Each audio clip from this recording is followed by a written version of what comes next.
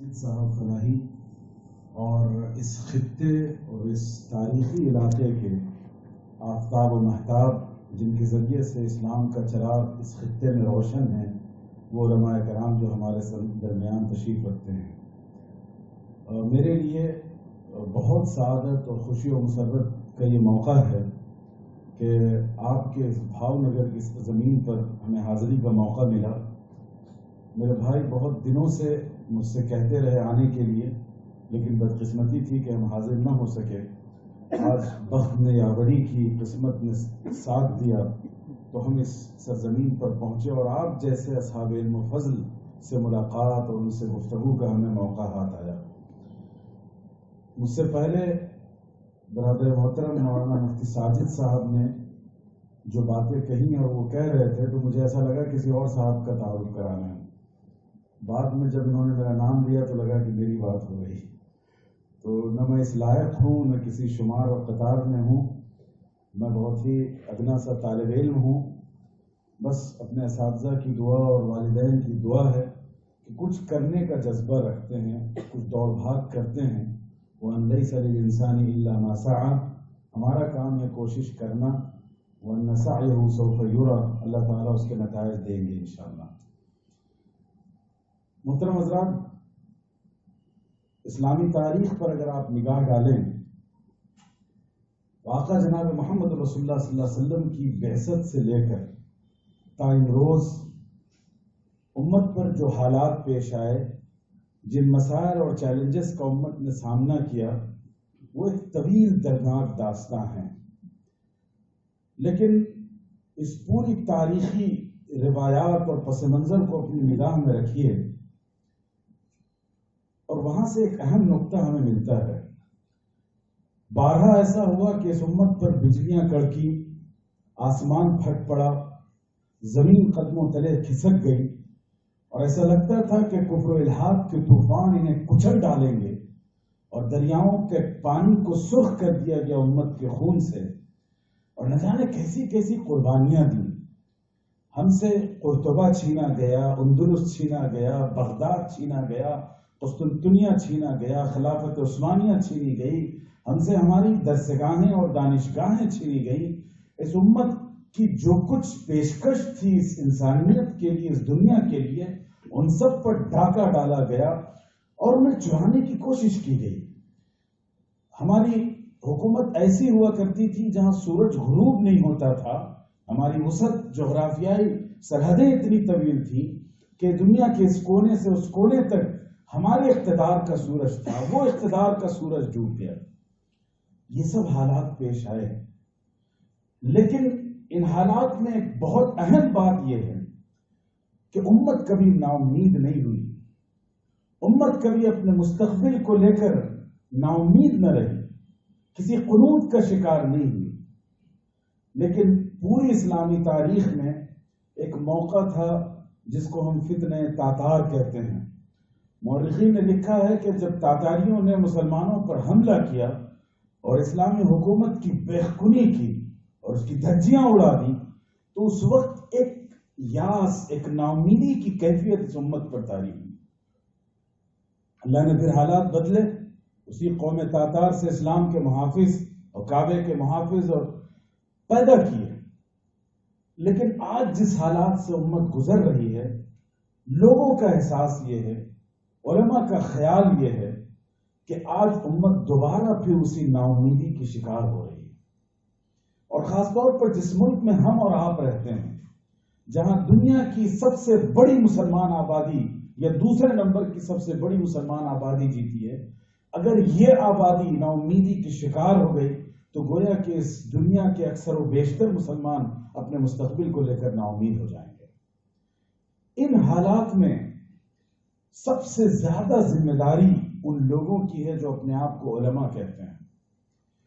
اللہ کے رسول صلی اللہ علیہ وسلم کی حدیث ہم بار بار کوٹ کرتے ہیں کہ العلماء ورثۃ الانبیاء وان الانبیاء لم یورثون دینارا ولا درہما وانما یورثون العلم، کہ ہم انبیاء کے وارث ہیں، رسول اللہ صلی اللہ علیہ وسلم کے وارث ہیں، تمام تر انبیاء کے وارث ہیں۔ لیکن سوال یہ ہے کہ انبیاء کی وراثت کس چیز کا نام ہے؟ اس وراثت کی شناخت اور حیثیت کیا ہے؟ کیا انبیاء کی وراثت صرف فخر اور تفاخر کے لیے ہے؟ کیا انبیاء کی وراثت کسی عہدے اور منصب کا نام ہے؟ کیا انبیاء کی وراثت کا واسطہ اور وسیلہ دے کر امت سے ہم سلام کروائیں گے، اپنا احترام کروائیں گے، اکرام کروائیں گے، اس لیے اللہ کے رسول صلی اللہ علیہ وسلم کی وراثت ہے؟ ہرگز نہیں۔ جب رسول اللہ صلی اللہ علیہ وسلم کی وراثت کی بات آتی ہے تو وہاں عہدہ و منصب نہیں بلکہ ذمہ داری اور رسپانسبلٹی آپ کے سر آتی ہے۔ وہ ذمہ داری جو آپ کی راتوں کی نیند آپ پر حرام کر دے، آپ کو بے کل رکھے، آپ کو بےتاب رکھے، آپ کو بے چین رکھے، امت اور انسانیت کے غم میں آپ کا دل دھڑکتا رہے۔ اگر یہ کیفیت ہمارے اندر نہیں ہے تو خدا کی قسم ہم وارث نہیں ہو سکتے۔ وہ کیفیت، وہ درد، امت کے لیے وہ تکلیف، وہ تڑپتا ہوا دل، وہ آنسو، وہ شب و روز کی محنت، وہ جدوجہد اگر ہمارے اندر ہوگی تب ہم آقا جناب محمد رسول اللہ صلی اللہ علیہ وسلم کے وارث بنیں گے، ورنہ ہم وارث نہیں بن سکتے۔ اور یاد رکھیے کہ رسول اللہ صلی اللہ علیہ وسلم کسی مدرسے کے مدرس اور کسی مسجد کے امام اور خطیب بنا کر نہیں بھیجے گئے تھے۔ وہ رسول انقلاب تھے۔ انہوں نے انسانی تاریخ کا رخ موڑ دیا، انہوں نے انسانی تاریخ کو نئے انداز سے سوچنے کا موقع دیا، انہوں نے تاریکیوں کا مقابلہ کیا اور روشنی کو پھیلایا، انہوں نے ظلم کا مقابلہ کیا، ظالموں کے گریبان تھامے، انہوں نے مجرموں کا حساب کیا، انہوں نے شرک اور کفر کا مقابلہ کیا۔ وہ پورے حوصلے اور پوری جانبازی کے ساتھ باطل کے سامنے کھڑے رہے، قربانیاں دی، اثار سے کام لیا، شعبہ ابی طالب کی اذیتیں برداشت کی، طائف کا میدان برداشت کیا، طائف کی وادیوں کے زخم جھیلے اور احد کو جھیلا، خندق کو جھیلا، بدر کو جھیلا اور نہ جانے کیسی کیسی منافقوں کی سازشوں کو جھیلا۔ اگر ان کا دائرہ کار مسجد اور مدرسے اور ممبر اور محراب تک محدود ہوتا تو کبھی ان اذیتوں کا سامنا کرنا نہیں پڑتا۔ وہ رسول تھے، اس لیے بھیجے گئے تھے کہ تاریکیوں کا مقابلہ کر سکیں، کفر کی تاریکی کو مٹا کر ایمان اور توحید کی مشعل کو روشن کر سکیں۔ وہ اس لیے بھیجے گئے تھے کہ انسانیت کو غلامی سے نکال دیا جائے۔ حضرت ربیع ابن عامر کا نام سنا ہوگا، اور رستم کے دربار میں انہوں نے جو خطاب کیا وہ خطاب ان کا خود ساختہ خطاب نہیں تھا، وہ اصل میں آقا جناب محمد رسول اللہ صلی اللہ علیہ وسلم کی درسگاہ اور ان کی دانشگاہ میں تربیت کا نتیجہ تھا۔ اسی کیفیت، اسی کردار، اسی آواز کو اپنے اندر جگہ دینے کی ضرورت ہے۔ انہوں نے کہا، جب ربیع ابن عامر سے بادشاہ نے پوچھا کہ کون سی چیز تمہیں یہاں لے کر آئی ہے، تو انہوں نے کہا کہ نہ ہم آئے ہیں، نہ بلائے گئے ہیں، نہ تمہاری دعوت پر آئے، نہ کسی خوف سے آئے، نہ کسی لالچ سے آئے۔ انہوں نے کہا، ان اللہ تعصنا، اللہ نے ہمیں بھیجا ہے، ہم اللہ کے پیغمبر ہیں، اللہ کے رسول ہیں، اللہ کے میسنجر ہیں۔ اللہ نے یہ فیصلہ کیا کہ ہم عرب کے ریگزاروں سے اٹھ کر ایران کے بادشاہوں کے پاس اور ان کے درباروں پر دستک دیں اور انہیں جا کر کلمہ حق سنائیں۔ آج علماء سے یہ احساس ختم ہو گیا۔ سب سے پہلا احساس اپنے اندر جو بیدار کرنا ہے، ان اللہ تعصنا، ہمارے ماں باپ نے ہمیں مولوی نہیں بنایا، ہمارے مدرسوں نے ہمیں عالم نہیں بنایا، ہمیں کسی نے دھکے مار کر مدرسے کی در و دیوار تک نہیں پہنچایا، ہم کسی مجبوری کی وجہ سے ان گلیاروں کو ہم نے اختیار نہیں کیا، بلکہ اللہ نے ہمیں منتخب کیا، اللہ نے ہمیں چوز کیا، اللہ نے ہمارے ساتھ ذمہ داری کے لیے ہمارے سروں کو منتخب اور چنا۔ ان اللہ تعصنا، اس احساس کو اپنے اندر زندہ کرنا ہوگا، صبح شام اپنے آپ کو مخاطب کر کے کہنا ہوگا، ان اللہ تعصنا، ہم کسی کے بلائے نہیں آئے، کسی کے دھکے پر یہاں نہیں پہنچے، کسی مجبوری نے ہمیں عالم دین نہیں بنایا، بلکہ یہ اللہ کا انتخاب تھا اور اللہ کا انتخاب غلط نہیں ہو سکتا۔ تو سب سے پہلا احساس اپنے دل میں بحیثیت عالم دین جو اسپرٹ، جو طاقت اپنے اندر پیدا کرنی ہے، وہ اس احساس کی طاقت ہے کہ ہم اللہ کی طرف سے بھیجے گئے ہیں، ہم اپنے آپ نہیں آئے۔ اور ربیع بن عامر نے کہا کہ ان اللہ ابتعثنا لنخرج من عباده من شاء من عبادة العباد الى عبادة اللہ، ہم اس لیے بھیجے گئے ہیں کہ اللہ کے بندوں کو اور ان بندوں میں سے جن کو اللہ چاہیں بندوں کی غلامی سے نکال کر اللہ کی غلامی تک لے جانے کے لیے. لیکن آج ہم دیکھتے ہیں ہمارا معاشرہ ظلم کی غلامی کرتا ہے، ظالموں کی غلامی کرتا ہے، غنڈوں کی غلامی کرتا ہے، کافروں کی غلامی کرتا ہے، ان لوگوں کی غلامی کرتا ہے جو اپنے آپ کو انا ربکم الاعلی کا دعویٰ کرتے ہیں. ہم ان کے اقتدار کو تسلیم کرتے ہیں، ہم ان کی طاقت کو تسلیم کرتے ہیں، ہم ان کے خوف کے سامنے سرنگوں ہیں. یہ کیسا ایمان ہے؟ وہ ایمان جو ہمیں اللہ کی بندگی کے بجائے ان ظالموں، غنڈوں، موالیوں، قاتلوں اور فرنگیوں کی غلامی کروائے، ہم سے وہ ایمان نہیں ہو سکتا. تو دوسرا جذبہ جو اپنے اندر پیدا کرنا ہے وہ یہ ہے لنخرج من عباده من شاء من عبادت العباد الى عبادت اللہ. انسانوں کی غلامی سے اور اس پستی سے نکال کر اللہ کی غلامی اور اس بلندی تک پہنچانا ہے. ہمارا سماج کس طرح کی غلامی کے شکنجے میں ہے؟ ہمارے پیروں میں زنجیریں ہیں، مغربی تہذیب کی، دوسری ثقافتوں کی. عقیدے پر ہمارے ضرب لگا دی گئی ہے اور اس پر اتنا قدغن لگا دیا گیا ہے کہ ہمارا توحید بھی محفوظ نہیں، ہمارا ایمان بھی محفوظ نہیں. یہ جذبہ، یہ مشن ہے ایک عالم دین کا. اگر اس مشن کے ساتھ ہم ہیں تو ہم بھی ربیع ابن عامر، ہم بھی وارث رسول. اور اگر یہ مشن نہیں ہے تو کوئی حق نہیں ہے کہ اپنے آپ کو ہم وارث رسول کہیں. اور کہا اس کے بعد کہ لنخرج من الظلمات من ضيق الدنيا الى سعة الایمان، کہ ہم دنیا کی تنگی سے لوگوں کو نکال کر اسلام کی وسعتوں تک پہنچانے کے لیے بھیجے گئے ہیں.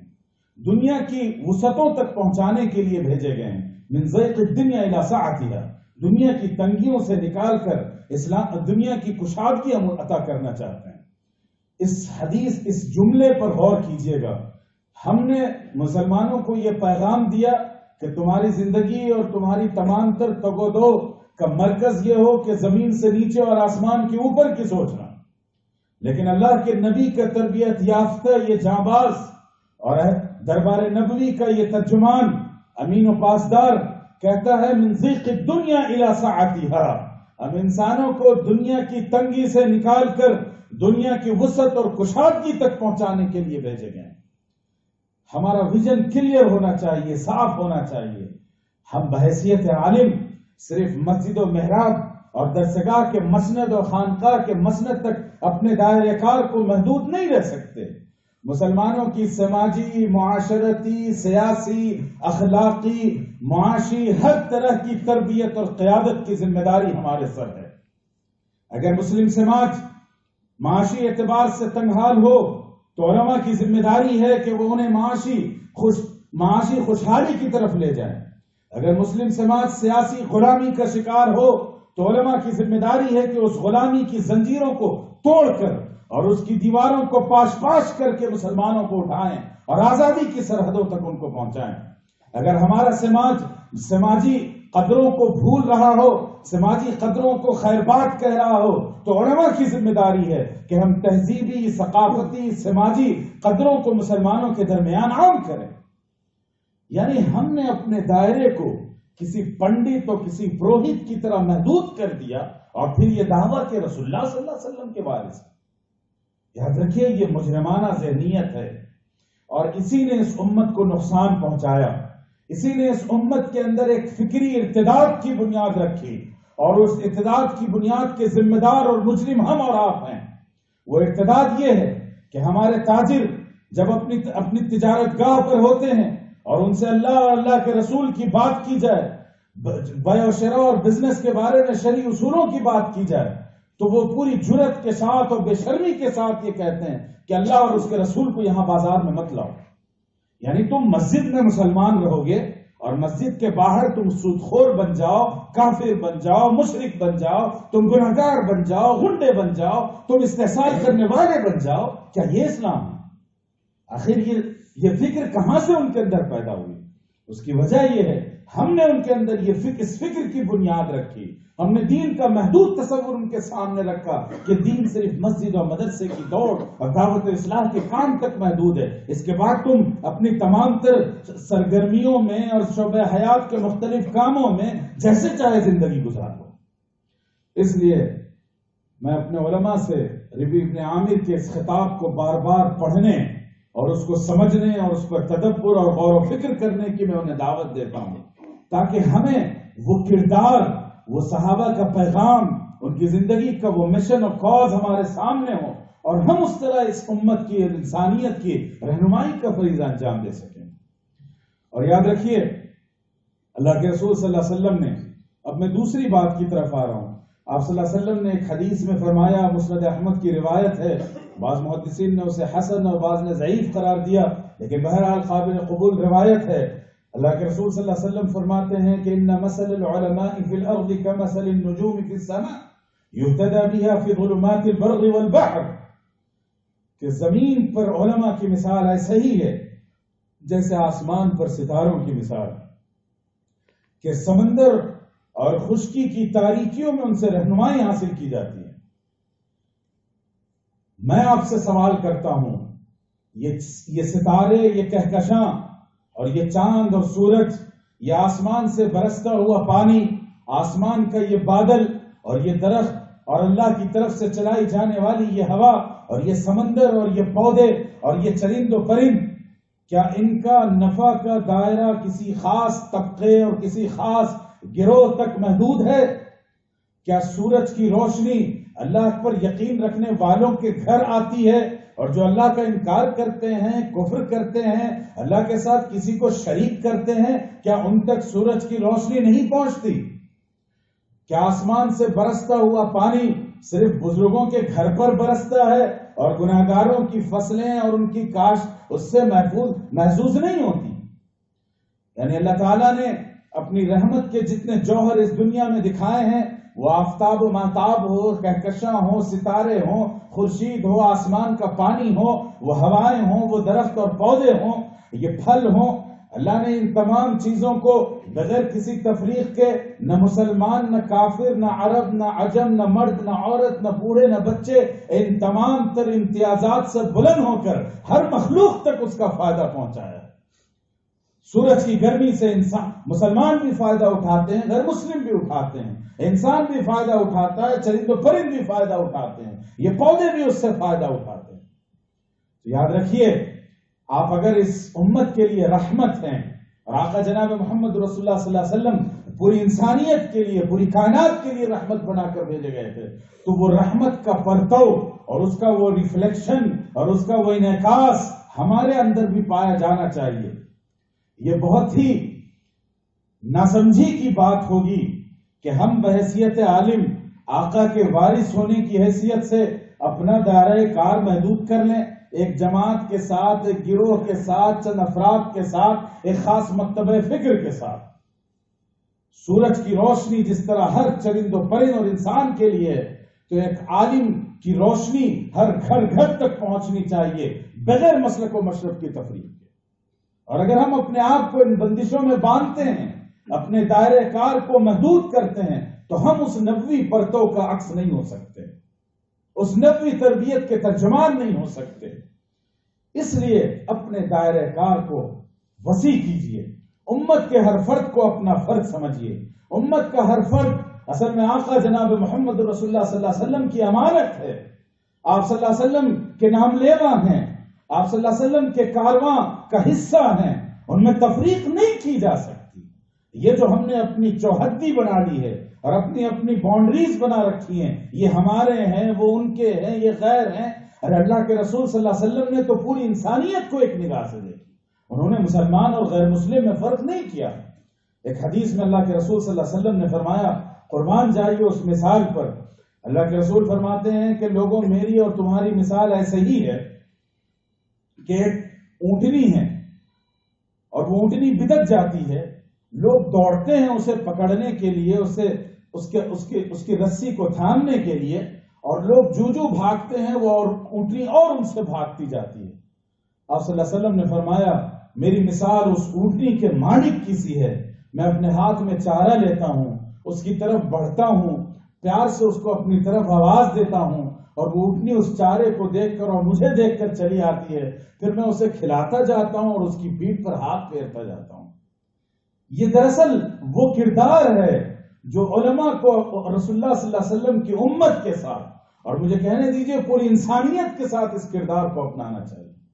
لیکن ہم فتوے کی زبان میں بات کرنے کے عادی ہیں، ہم تیر و نشتر کے ذریعے اس کو گمراہ، اس کو فاسق، اس کو اہل سنت سے خارج، اور اس کو گناہگار اور اس کو اسلام سے خارج قرار دینے کا مزاج ہم نے اپنے اندر پیدا کر لیا ہے۔ یہ نبوی مزاج نہیں تھا، نبوی مزاج تھا اللہم اہد قومی، اے میرے رب میری قوم کو ہدایت دیجئے، اور یہی کہتے کہتے پوری رات گزر جاتی، قدموں پر سوجن آ جاتی، آنکھوں سے آنسو اتنے بہتے کہ چادر تر ہو جاتی۔ اور جب لفظ آپ صلی اللہ علیہ وسلم نے استعمال کیا قومی، تو آپ کو معلوم ہوگا، محدثین کو پڑھیے، اس سے زیادہ تر مخاطب غیر مسلم ہوا کرتے تھے، کفار اور مشرکین، اہل ایمان تو شامل تھے ہی۔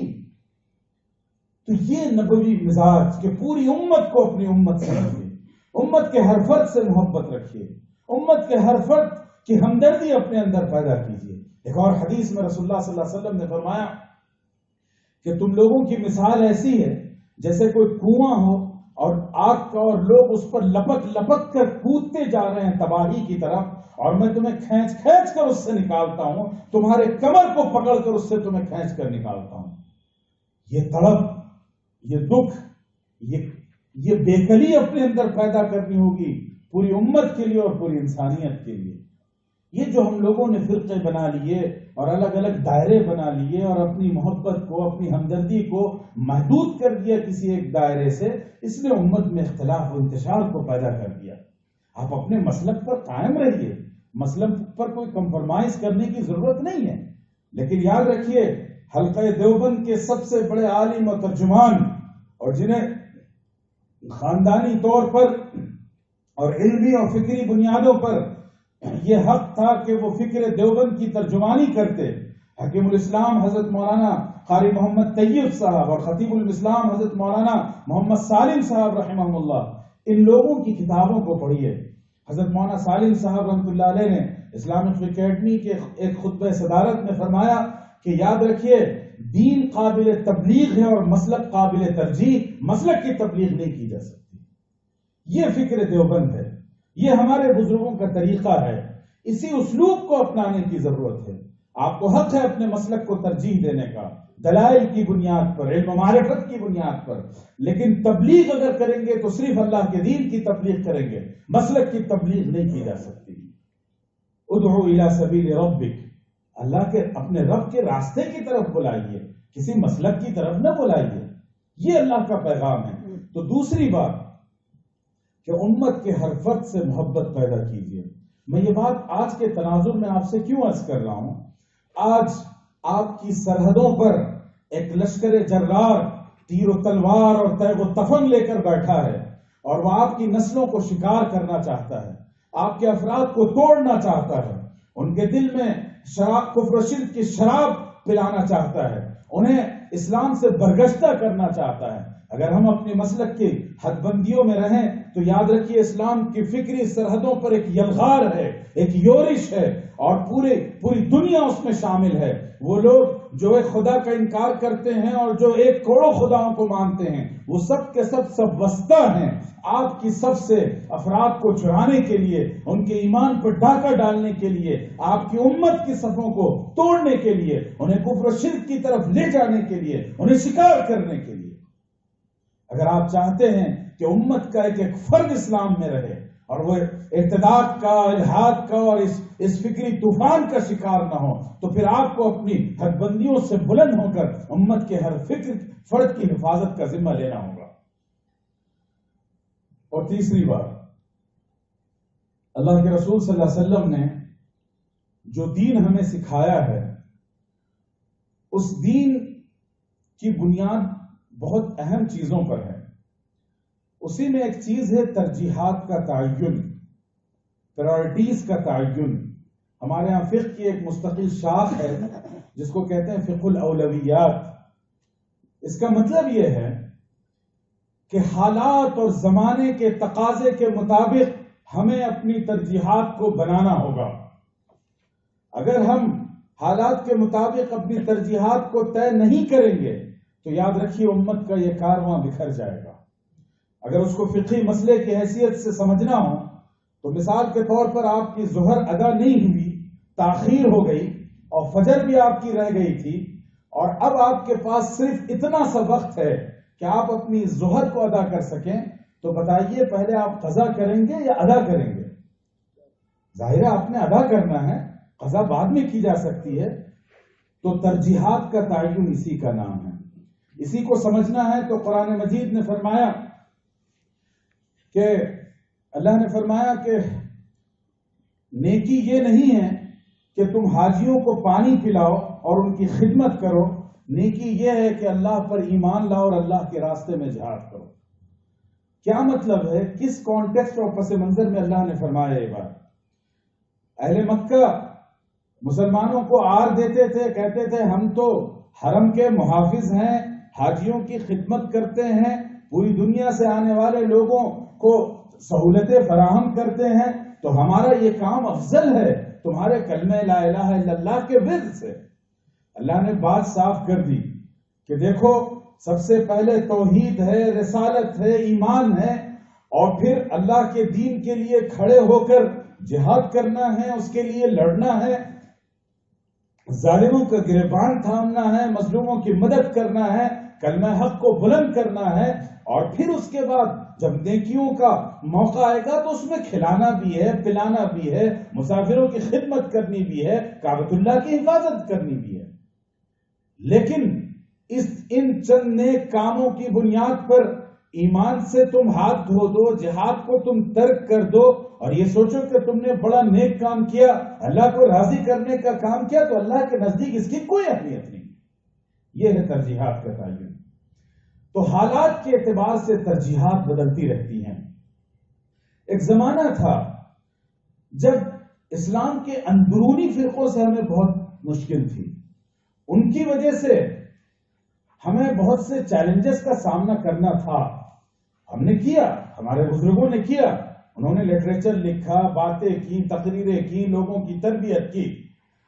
لیکن آج کے زمانے کے جو حالات اور تقاضے ہیں اب ہمیں ان کی طرف نگاہ کرنی ہوگی، اور اگر نہیں کریں گے تو فقہ کا مسئلہ ہے کہ دو برائیوں میں سے کمتر برائی کو اختیار کرنا ضروری ہے.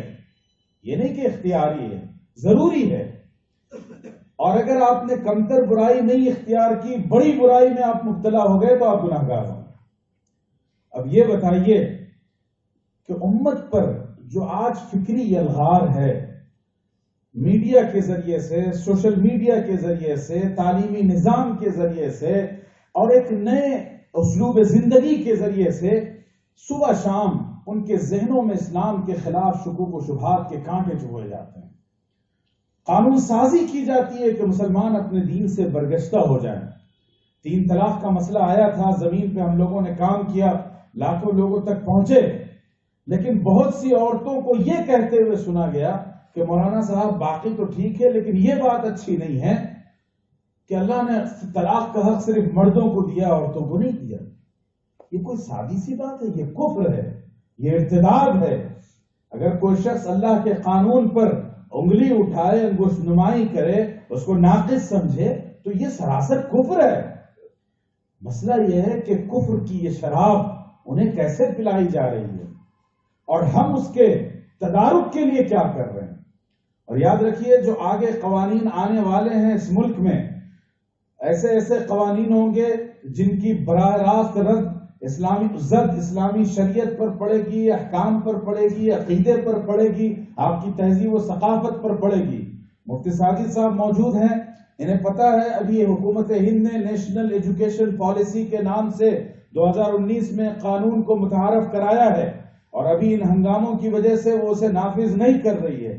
جس روز سے وہ نافذ ہوگا قانون تو پورا نظام تعلیم کا ڈھانچہ بدل چکا ہوگا. ہمارے ان مدرسوں کی جان چھین لی جائے گی، ان کی روح قبض کر لی جائے گی، اور پھر جو عصری تعلیمی ادارے ہیں وہاں جو نصابی کتابیں پڑھائی جائیں گی، تعلیمی سرگرمیاں ہوں گی، اضافی درسی سرگرمیاں ہوں گی، ان کے ذریعے سے آپ کے نونہالوں کے دلوں کو کفر و شرک سے معمور کر دیا جائے گا، اسلام اور اسلامی قوانین سے برگشتہ کر دیا جائے گا۔ میرا سوال یہ ہے کہ کیا ہم اس طوفان کے مقابلے کے لیے تیار ہیں؟ کیا ہمارے اندر وہ علمی، فکری اور نالج اور ثقافت کی وہ معلومات ہیں کہ ہم اپنے اگلی نسلوں کے ایمان کی حفاظت کی ذمہ داری ادا کر سکیں؟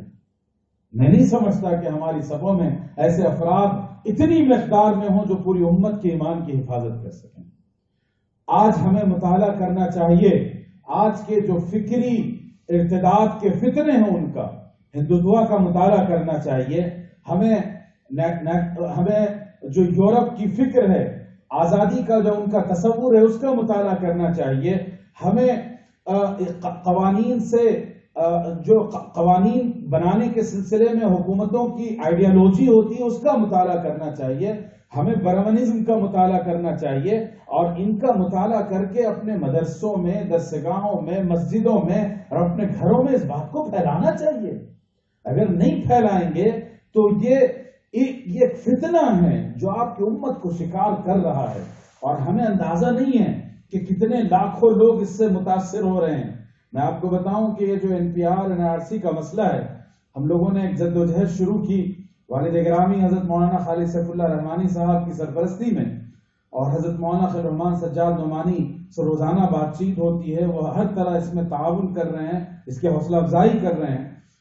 تو میں یہ بتانا چاہتا ہوں کہ ایک جگہ سے ہمارے پاس فون آیا، اور مسلمانوں کے ایک بڑی آبادی سے انہوں نے کہا کہ مفتی صاحب کیا یہ ممکن نہیں ہے کہ NRC اور NRP کے ڈاکومنٹس میں ہم اپنے آپ کو صرف ڈاکومنٹ کی حد تک ہندو ثابت کرتے ہیں؟ سوچئے کس سطح پر لوگ سوچنے لگے ہیں۔ آج وہ ڈاکومنٹ پر ہندو ہوں گے اور کل عملی طور پر وہ اس دھرم کا حصہ بن جائیں گے۔ اس امت کا یہ حال ہے، یہ عالم ہے، لیکن ہمیں اس کا اندازہ نہیں ہے، چونکہ ہمارا انٹریکشن نہیں ہوتا ہے، ہم ان بچوں سے جڑتے نہیں ہیں۔ یہ تفصیل میں اس لیے آپ سے کہہ رہا ہوں میرے بزرگوں کہ اتنا نازک وقت ہے، ایک جنگ کی صورتحال ہے، اور میدان جنگ میں ہمیں بہت سی چیزوں کو نظر انداز کر کے اصل دشمن پر اپنا نشانہ رکھنا ہوتا ہے۔ اگر اس پر نشانہ رکھنے سے ہم چوک گئے تو یہ جنگ ہم ہار جائیں گے۔ اس لیے آج کے فتنے ہیں، ہندوتوا ہے، برہمنزم ہے، ہندو تہذیب و ثقافت ہے، پھر اس کے ساتھ ساتھ مغربی تہذیب و ثقافت ہے، اور آزادی کے نام پر اٹھنے والے فتنے ہیں، اور یہ ہمارے بچوں کے ذہنوں میں جا چکے ہیں۔ آپ جا کر ان سے بات کیجئے، انہیں کھولنے کی کوشش کیجئے، انہیں کریدیے، آپ کو اندازہ ہوگا کیسا زہر بھرا ہوا ان کے اندر، لیکن وہ ہمارے اور آپ کے اور سماج کے احترام کی بنیاد پر زبان نہیں کھولتے۔ اس لیے بحیثیت عالم دین اور رسول اللہ صلی اللہ علیہ وسلم کے وارث ہماری یہ ذمہ داری ہے کہ آج کے ان فتنوں کو پڑھیں، اس پر کتابیں دستیاب ہیں، اس پر لٹریچر دستیاب ہے، اردو زبان میں لٹریچر دستیاب ہے، اپنے مطالعے کا رخ بدلیے، ان چیزوں کو پڑھیے اور امت کی صفوں کو متحد کیجیے۔ آخری بات اسی ترجیحات کے حوالے سے، یہ جو NRC NPR CA کا مسئلہ ہے، ہم لوگ پتہ نہیں کیا سمجھ رہے ہیں۔ ہم سمجھ رہے ہیں کہ حکومت کی کوئی سازش ہے، کوئی پلاننگ ہے، اور وہ کچھ ہنگامہ ہوگا اور پھر چلا جائے گا، ہمیں کچھ نہیں ہوگا، ہم اپنی شب و روز کی جو زندگی اس میں مگن ہیں۔ لیکن یاد رکھیے اس ملک میں اس سے خطرناک موقع ہماری تاریخ میں کبھی نہیں آیا۔ میں یہ کہہ سکتا ہوں کہ 1857 کے انقلاب کے بعد بھی اتنی سنگین صورتحال پیش نہیں آئی جو صورتحال اس قانون کے ذریعے سے پیش آئے گی۔ یہ قانون اصل میں اس لیے بنایا جا رہا ہے کہ مسلمانوں کو اس ملک میں اچھوت بنا دیا جائے، ان کو اتنا قابل رحم، اتنا گندا بنا دیا جائے کہ کسی سماج کے فرد کی نظر اس حیثیت سے ان پر نہ پڑے کہ یہ لوگ قابل تقلید اور قابل اتباع ہیں۔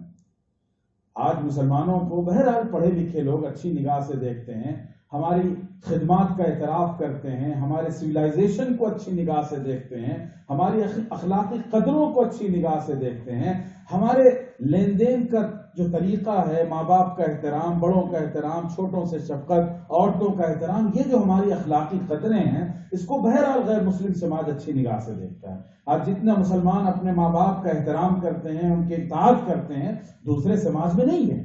آج مسلمان جتنے اپنے دین سے وابستہ ہیں، ہمارے دارالفتہ جتنے آباد ہیں، دارالقضا میں جتنے لوگ رجوع ہوتے ہیں، دنیا کے کسی مذہب کے پاس نہ دارالفتہ ہے نہ دارالقضا ہے۔ کوئی ہندو کسی اپنے پنڈت سے یہ پوچھنے نہیں جاتا کہ میں سود لے رہا ہوں جائز ہے یا ناجائز ہے۔ یہ صرف مسلمان ایک امت ہے جس کے اندر دین سے اتنی وابستگی باقی ہے، اور اسی وابستگی کی وجہ سے لوگ اسلام کی طرف آتے ہیں۔ آپ نے سنا کہ ابھی تمل ناڈو میں 250 سے زائد افراد نے اسلام قبول کیا۔ کیوں؟ اسلام کے مساوات کی وجہ سے۔ اس ملک میں ماضی میں جو لاکھوں لوگوں نے اسلام قبول کیا، وہ اسلام کی اخوت و مساوات کی تعلیم کی بنیاد پر قبول کیا۔ پروفیسر آرنیڈ ایک بہت بڑے ویسٹرن اسکالر تھے اور علامہ شبلی کے رفیق تھے، علی گڑھ کے استاذ تھے۔ ان کی کتاب ہے دا پریچنگ آف اسلام، انہوں نے دعوت اسلام کی یہ بہت اہم اور مستند کتاب سمجھی جاتی ہے۔ انہوں نے لکھا ہے کہ خواجہ اجمیری کے ہاتھ پر کم و بیش 99 لاکھ لوگوں نے اسلام قبول کیا۔ کیوں کیا تھا؟ وہ ہمارے اخلاق کو دیکھ کر، ہماری قدروں کو دیکھ کر، ہمارے بھائی چارہ کے مزاج کو دیکھ کر کیا تھا۔ تو جو اس ملک کے فرقہ پرست ہیں اور جو برہمن طاقتیں ہیں، جو فاشسٹ فورسز ہیں، انہیں پتا ہے کہ اسلام میں کشش ہے، اسلام میں طاقت ہے، اسلام میں توانائی ہے۔ اگر مسلمانوں نے اپنے دین کو عملی زندگی کا حصہ بنا لیا آج کی تاریخ میں بھی، تو ہزاروں نہیں لاکھوں انسان دوبارہ اسلام کی طرف لوٹ جائیں گے۔ تو اس تصویر کو مسخ کرنے کے لیے یہ قانون لا کر، آپ کو ڈیٹینشن سینٹرز میں ڈال کر اور آپ کو سماج میں اچھوت بنا کر اتنا فقیر، اتنا لاچار، اتنا گندا، اتنا پراگندہ بنا دیں گے کہ کوئی اچٹتی ہوئی نگاہ نہیں ڈالے گا آپ کی طرف، اور آپ کے افکار و نظریات اور آئیڈیاز کو پڑھنا اور اس سے متاثر ہونے کا تو کوئی سوال ہی نہیں ہوگا۔ ایک بات یہ، دوسری بات یہ ہے کہ وہ مسلمان جو بظاہر دینی تشخص نہیں رکھتے ہیں، دینی مزاج نہیں رکھتے ہیں، بظاہر میں کسی مسلمان کے ایمان پر شک کرنے کا قائل نہیں ہوں۔ اللہ نے کس کے دل میں کون سی چنگاری رکھی ہے اس کا اندازہ ہم اور آپ نہیں کر سکتے۔ تو ایسے لوگوں کو یہ لوگ شکار کریں گے اور ایک ارتداد کا بیک ڈور کھولیں گے کہ تم اگر ڈیٹینشن سینٹر میں ہو، شہری حقوق سے محروم ہو، اگر تمہیں واپس یہ تمام چیزیں چاہیے تو پڑھ لو، تو ہندوؤں کا کلمہ پڑھ لو، ہندو مت اختیار کر لو، اور ہم تمہیں پھر دوبارہ شہریت دے دیں گے۔ تو یہ دو طریقے ہیں جس کے ذریعے سے اس ملک کو قانونی طور پر ارتداد کا جواز فراہم کیا جائے گا۔ کیا ارتداد سے بڑھ کر ہمارے لیے کوئی فتنہ ہوگا؟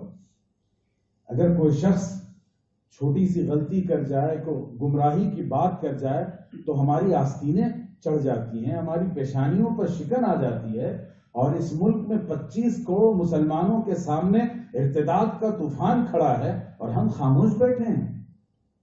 یہ کتنی مجرمانہ غفلت ہے۔ حضرت ابوبکر نے فرمایا تھا کہ اینقص الدین، کہ کیا دین کم کر دیا جائے، دین میں کمی لا دی جائے اور ابوبکر زندہ رہ جائے، ابوبکر کی جان باقی رہے اور دین میں کمی لا دی جائے؟ یہ دونوں دو ناممکن اور متضاد باتیں ہیں۔ یہ فکر اپنے اندر پیدا کرنا، اینقص الدین وانا حی، آج دین میں کمی لائی جا رہی ہے، دین کا سودا کرنے کی کوشش کی جا رہی ہے، ارتداد کو تھوپنے کی کوشش کی جا رہی ہے، اور ہم اپنی زندگی میں مگن ہیں۔ میں بحیثیت استاذ مدرسے کے حل عبارت کر کے خوش ہوں، کوئی شخص بحیثیت امام 5 وقتہ نماز پڑھا کر خوش ہے، اور کوئی دین کی کچھ دعوتی اور اصلاحی سرگرمیوں میں حصہ لے کر خوش فہمی کا شکار ہے کہ ہم دین کا کام کر رہے ہیں۔ چونکہ ترجیحات کا تعین نہیں ہے ہمارے پاس، آج وہ وقت ہے جب جہاد کا اعلان کر دیا جائے تو نفلوں کو چھوڑ کر اور تسبیحوں کو چھوڑ کر میدان جہاد کا رخ کرنا فرض ہے، اور جن 5 صحابہ نے نہیں کیا تھا ان کے بارے میں قرآن نے حکم نازل کر دیا کہ تم نے ترجیحات کی رعایت نہیں کی۔ آج ہم بھی ترجیحات کی رعایت نہیں کر رہے، تو قرآن کی اس آیت کو پڑھیے جو ان 5 صحابہ کے بارے میں آئی تھی، شاید ہم بھی اسی کا مخاطب ہوں۔ اس لیے اپنی ترجیحات کو متعین کیجیے، اور اس قانون کے مقابلے کے لیے اٹھ کھڑے ہوئیے. قربانیاں دینی ہوں گی، بغیر قربانی دیے یہ ایمان کی دولت ہم تک نہیں پہنچی ہے.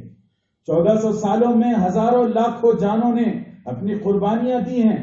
لوگوں نے اپنے سر اللہ کے راستے میں پیش کیے، لوگوں نے پھانسی کے پھندوں کو چوما ہے، تب جا کر یہ اسلام ہم تک پہنچا، یہ قرآن ہم تک پہنچا، آقا کی یہ تعلیمات ہم تک پہنچی صلی اللہ علیہ وسلم. اس لیے ہمیں اٹھنا ہوگا. ہم اٹھیں گے تو امت اٹھے گی، اور ہم بیٹھے رہیں گے تو امت کفر و ارتداد کا شکار ہوگی. تو طے کیجیے آج کی ترجیحات میں، جمعہ کے خطبوں میں، عام جلسوں میں، گھروں میں، دعوت و اصلاح کے پروگراموں میں، جہاں جہاں جمع ہوں، اور جمع نہ ہوں تو گھر گھر اور در در جا کر آپ اپنی یہ ذمہ داری بنا لیں کہ ہم نہ این آر سی کو قبول کریں گے، نہ این پی آر کو قبول کریں گے، نہ سی اے کو قبول کریں گے. یہ ہمارا صاف موقف ہے. اور اگر آپ یہ سوچتے ہیں کہ این پی آر جو ہے وہ صرف وہ سینسز ہیں، اعداد و شمار جمع کرنے کا ایک سہارا ہے، میں آپ کو قانونی طور پر بہت آسان زبان میں بتا دوں. سینسز جو ہوتے ہیں ملک کے، ان کا کام ہوتا ہے کتنے لوگ ہیں یہ جاننا. ان کا کام ہوتا ہے کتنے لوگ ہیں، ہاؤ مچ، کتنے تعداد جاننے کا کام ہے سینسس کا. اور این پی آر کو جو شامل کیا گیا ہے وہ کتنے کے بجائے کون پر محنت کر رہا ہے، بس یہ فرق ہے. وہاں ذات کو، آپ کے مذہب کو، آپ کے دھرم کی آئیڈینٹی کو دیکھا جائے گا، اور اس کی بنیاد پر پھر آپ کے ساتھ وہ تمام جرم اور جرائم کا ارتکاب کیا جائے گا جس کا آپ تصور نہیں کر سکتے. تو ان پیار سے دھوکہ مت کھائیے، ان دشمنوں اور ان ظالموں اور دروغ گوئی کرنے والوں کی بات میں مت آئیے. یہ جو آپ کو یہ بات آپ کو ایک آرام کی نیند سلانے کے لیے کہا جا رہا ہے کہ یہ صرف سینسز ہیں، اعداد و شمار جمع کیے جا رہے ہیں، خدا کی قسم یہ دھوکہ اور جھوٹ ہے. اس کا مقصد صاف صاف یہ ہے کہ سینسس کے نام پر کتنے اس کو جانا جائے گا، اور این پی آر کی بنیاد پر کون ہے یہ جانا جائے گا. اور میں آپ کو اس کی تاثیر بتاؤں کتنی ہے. ابھی تو یہ نافذ بھی نہیں ہوا نا، 1 اپریل سے نافذ ہوگا. ہمارے یہاں المعاد العالی الاسلامی جس سے میں اور ساجد بھائی وابستہ ہیں، وہاں مطبخ کے ذمہ دار ہیں جو بہار کے ایک علاقے سے تعلق رکھتے ہیں. پچھلے دنوں انہوں نے بتایا کہ جو گوالا، دودھ دینے والا، کئی دہائیوں سے ان کے پاس آ کر دودھ دے رہا ہے ان کے گھر پر، اب انہوں نے اپنے گھر کی تعمیر کا کام کیا، گھر نئے انداز میں بنا رہے ہیں. تو اس گوالے نے ایک دن آ کر کہا کہ مولانا صاحب کتنا بناؤ گے، یہ گھر ملنا تو ہم ہی کو ہے. اندازہ لگائیے کس طرح ان کے ذہنوں میں زہر گھول دیا گیا ہے، اور ان کو اپنے موقف پر کتنا یقین ہے، اور ہمارا موقف کتنا ڈامڈول ہے. یہ اس ملک کے ایک شہری تک پیغام پہنچا دیا گیا. اس لیے میں دستبستہ اپنے بزرگوں سے آپ کی جوتیوں کو سر پر رکھ کر میں یہ گزارش کرتا ہوں، میرے علماء، اس امت کے کارواں کو بچائیے. یہ کفر و ارتداد کی جنگ ہے، یہ اسلام اور الحاد کی جنگ ہے. اسے آپ سیاسی جنگ مت سمجھیے.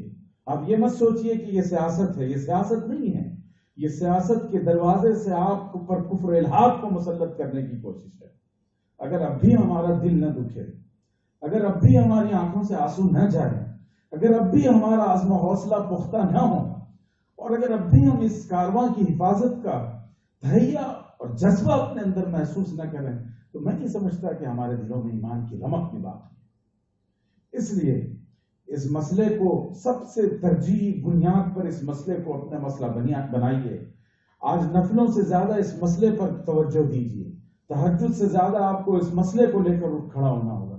میں علماء سے جڑا ہوں، اپنے بزرگوں سے جڑا ہوں، ان کے اندر جو اس مسئلے کو لے کر تڑپ ہے، اس چیلنج کو لے کر ان کے اندر جو بے قلی ہے، وہ میری ان آنکھوں نے دیکھا ہے، میرے دل نے محسوس کیا.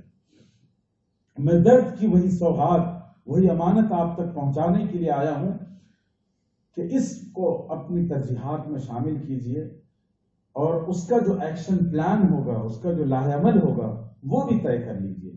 اس کے لاہ عمل میں چند باتیں ہیں جو میں آپ کے سامنے رکھ دوں. سب سے پہلی چیز یہ ہے کہ اس کو مسلمانوں کا مسئلہ بنا کر مت پیش کیجیے، ورنہ آپ اس جنگ میں ہار جائیں گے. کل احمد آباد میں جو 2 شاہین باغ ہیں، دونوں جگہ ہمیں بلایا گیا، وہاں ہم نے خطاب کیا، ان لوگوں کے ساتھ وقت گزارا. مجھے افسوس ہوا احمد آباد کے بہت سے بڑے بڑے علماء ہیں جو وہاں نوجوان علماء ہیں جو وہاں کبھی گئے نہیں. ارے تمہاری مائیں بہنیں بیٹھی ہیں، آپ کے گھر کی عورتیں بیٹھی ہیں، ان کا ساتھ آپ نہیں دیں گے تو کون دے گا؟ ان کی سرپرستی آپ نہیں کریں گے تو کون کرے گا؟ صرف تسبیح ہاتھ میں لینے سے دین کا کام نہیں چل سکتا. آپ کو ان میدانوں میں اترنا پڑے گا، ان لوگوں کے کاندھے سے کاندھا ملا کر کھڑا ہونا ہوگا. جامعہ ملیہ کے نوجوانوں کے ساتھ گولیاں سینے پر کھانی ہوں گی، ڈنڈے کھانے ہوں گے، کیسز کا سامنا کرنا پڑے گا، قانونی شکنجے میں کسا جائے گا، قربانی دینی ہوگی. ارے یہ دینی قربانی کا نام ہے. تو سب سے پہلا کام اس پروٹیسٹ کو، اس احتجاج کو، اس تحریک کو مسلم ورسز ہندو، مسلمان بمقابلہ ہندو اور غیر مسلم نہ بننے دیجیے. یہ دستور کی جنگ ہے، یہ کانسٹیٹیوشن کی جنگ ہے. ہم بار بار کہتے ہیں ہمارے اکابرین نے یہ قربانی دی، آزادی دلائی. آزادی دلانا مقصد نہیں تھا ان کا مقصد تھا آئین ہند بنوانا جس میں ہمیں ہمارے دین پر عمل کی گنجائش ہو. اگر آزادی دلا کر پھر کسی کی غلامی کا توق ہم نے اپنے سر پہن لیا تو کیسی آزادی ہو، اور آپ کی اکابر کی ساری قربانیاں رائگاں ہو جائیں گی. اس لیے یہ کانسٹیٹیوشن اور دستور کی جنگ ہے. اس جنگ کو سمجھیے تو دستور کے نام پر اپنی لڑائی کو لڑیے، سمویدھان اور کانسٹیٹیوشن کے نام پر اپنی لڑائی کو لڑیے. دوسرا کام، اس لڑائی میں جو دلت ہیں، جو ہندو سماج کے لوگ ہیں، جو بہوجن سماج کے لوگ ہیں، ان کو شامل کیجیے. اس لیے کہ اس کا سب سے بڑا نقصان ان لوگوں کو ہونے والا ہے. میرے ایک دوست ہیں آئی ٹی اسپیشلسٹ، انہوں نے اعداد و شمار اور ڈیٹا جمع کیا ہے. ان کے مطابق 45 کروڑ سے زائد غیر مسلموں کو اس کا اثر ہوگا. 45 کروڑ سے زیادہ، ہم تو 15 16 17 کروڑ ہوں گے. ان کو یہ بات سمجھائیے کہ یہ جنگ مسلمانوں کی نہیں ہے، یہ آپ کی جنگ ہے. جو مول نواسی ہیں اس دیش کے، جو اصل اس ملک کے شہری ہیں، یہ ان کے اوپر زد پڑنے والی ہے کہ پوری آزادی کو چھین کر 3% برہمنوں کے ہاتھ میں دے دی جائے گی، اور تم جس طرح ہزاروں سال سے غلام تھے شودروں کی شکل میں اور نچلی ذات کی شکل میں، پھر دوبارہ تمہیں اسی جگہ پہنچا دیا جائے گا. اور اس کی مثال دیکھیے، ایک روز پہلے 2 دلت لڑکوں کو، نوجوانوں کو 100 روپے چوری کے الزام میں ان لوگوں نے کیسی بربریت کے ساتھ انہیں مارا. دیکھا آپ لوگوں نے ویڈیو، سوشل میڈیا پہ دیکھا ہوگا نا، وائرل ہے. ان کی شرمگاہ میں اسکرو داخل کیا، پٹرول ڈالا اس کے اندر، اور وہ تڑپ رہے ہیں، بلک رہے ہیں، اور وہ کمبخت 100 روپے کے لیے، اور وہ بھی چوری کی یا نہیں کی نہیں پتا، اس کے لیے اتنی سخت سزا دی. یہ ایک کوئی اتفاقی واقعہ نہیں ہے، یہ ان کی مینٹالٹی ہے، یہ ان کا مائنڈ سیٹ ہے کہ یہ جو دلت ہیں یہ انسان نہیں ہیں، یہ جانوروں سے بدتر ہیں، انہیں مارنے میں ثواب ملے گا، ان پر ظلم کرنے سے ان کا مقام بلند ہوگا. اسی مینٹالٹی کا یہ اثر ہے. آپ ہی کے اسے گجرات میں ایک دلت نے گھوڑ سواری کی تھی تو موب لنچنگ کر کے اس کی جان لے لی گئی تھی، اور کتنے سینکڑوں واقعات آپ کے سامنے ہیں. یہ ہمارے غیر مسلم بھائیوں کو، بہوجن سماج کے لوگوں کو مل کر آپ بتائیے. اور آپ کے کام کو آسان کرنے کے لیے ہم لوگوں نے حیدرآباد میں ایک کتابچہ تیار کیا، صرف 8 سے 10 صفحات کا ہے، سوال و جواب کی شکل میں. NRC CAA NPR کیا ہے، اس کی پوری تفصیل اس میں درج کر دی گئی ہے، اور اس کو کوئی مذہبی رنگ نہیں دیا گیا ہے. وہ پر کتابچہ اردو میں تھا. میں ابھی لونا والا گیا تھا میرے خیال میں 15 دن پہلے، تو لونا والا والوں سے میں نے خواہش کی، اور وہاں اس کا گجراتی میں ترجمہ ہو چکا ہے، ہندی میں بھی ترجمہ ہو چکا ہے، اور گجراتی ترجمہ 2-4 روز میں طبع ہو جائے گا، اور اس کی سافٹ کاپی بھی دستیاب ہوگی. ہم آپ کو فراہم کروا دیں گے، گھر گھر پہنچائیے، آپ یہاں طبع کروا دیجیے. ٹھیک ہے، 1000 2000 5000 جتنے نسخے طبع کریں، اور ہر گھر میں پہنچائیے کہ ہے کیا، اس کو جانے لو. ٹھیک ہے. تو دوسرا کام ہے غیر مسلموں کو شامل کیجیے. تیسری بات یہ ہے کہ اس تحریک میں جو ہماری سیکولر قدریں ہیں ان کو شامل کر کے احتجاج کیجیے. آپ پروٹیسٹ کیجیے، شاہین باغ آپ کے علاقے میں بنائیے. کیوں نہیں بنا سکتے؟ ہم تو بدقسمت ہیں کہ حیدرآباد میں ہم لوگ ایک بھی نہیں بنا سکے. اس کی بڑی کہانی ہم نہیں بتا سکتے آپ کو، لیکن بہرحال وہاں غیروں سے زیادہ اپنے ہمارے مخالف بنے ہوئے ہیں. بعض مسلم سیاسی قائدین ہمیں موقع نہیں دے رہے ہیں، ٹھیک ہے، لیکن پورے ہندوستان میں سینکڑوں مقامات پر مجھے خوشی ہوئی، احمد آباد میں دو جگہ پر کافی خواتین موجود ہیں، نوجوان موجود ہیں. کل جس پروٹیسٹ میں میں گیا وہاں آپ کو حیرت ہوگی، ممبئی کی ایک یونیورسٹی کے 40 سے زائد ٹیچر اور اساتذہ آئے ہیں اس پروٹیسٹ میں شرکت کرنے کے لیے، مسلم خواتین کے ساتھ کھڑے ہونے کے لیے. ہم مدرسے والے کہاں ہیں؟ علماء کہاں ہیں؟ ہم چند نمازوں کی امامت کر کے اور چند صفحات پڑھا کر سوچتے ہیں دین کا کام کر لیا. ہمیں آگے بڑھنا ہوگا. تو اس بات کو یاد رکھیے کہ غیر مسلموں کو ساتھ لیجیے، اور جتنے پروٹیسٹ ہم کر سکتے ہیں، شاہین باغ بنا سکتے ہیں بنائیے، ریلی نکال سکتے ہیں نکالیے، سوشل میڈیا پر ہوں، گجراتی میں، یہاں کی ریجنل لینگویجز میں وہ کوٹیشنز اور وہ مواد لوگوں میں وائرل کیجیے، پھیلائیے، اور احتجاج کیجیے، جلسے جلوس کیجیے، لوگوں میں اویئرنیس پیدا کیجیے، جمعہ کے خطابات سے اس موضوع پر خطاب کیجیے، اپنے دینی جلسوں میں اس پر بات کیجیے، عورتوں کو متحرک کیجیے، ان سب کو لگا دیجیے اس کام پر. اس کے بغیر ہم اس جنگ کو جیت نہیں سکتے. تو یہ چند گزارشات اور چند باتیں آپ سے عرض کرنی تھی. میں اس لائق نہیں ہوں، کسی درجے میں اس قابل نہیں ہوں کہ آپ جیسے اصحاب علم و فضل اور متقی و پرہیزگار لوگوں کو میں مخاطب کرتا، لیکن یہ میرے بزرگوں کے دل کا درد تھا، ان کی سوغات تھی جو آپ تک پہنچانے کا کام میں نے صرف انجام دیا. سب سے پہلی چیز کہ ہم مبعوث ہیں، جس طرح نبی بھیجے جاتے ہیں اسی طرح بحیثیت عالم ہم مبعوث ہیں. ان اللہ ابتعثنا، اس احساس کو اپنے اندر جاگزی کیجئے.